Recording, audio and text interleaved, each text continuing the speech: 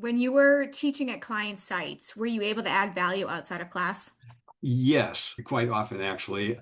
Before auto detection of hardware, installing an operating system was pretty detail oriented, and there might be hundreds of questions that you had to answer correctly to get the build to work. So I was teaching a class at a client site that had been trying to install a new version of the operating system for a couple of weeks. And so I stayed after class and went through the questions with them, and they brought in pizza because the install, believe it or not, back then took a couple hours.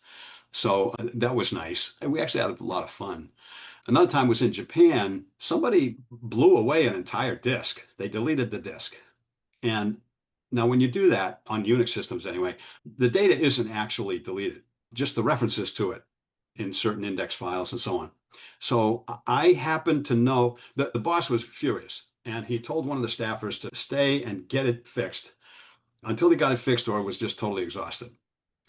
So in Japan, you have to put in the FaceTime. So this guy did not go home. He was just staying there. But I happen to know how to look at the data on a disk without going through the file system. And so I could find the data and flip the bits so that the indexes were re-enabled and the file system was restored. It did take us a few hours because there are multiple places you have to go.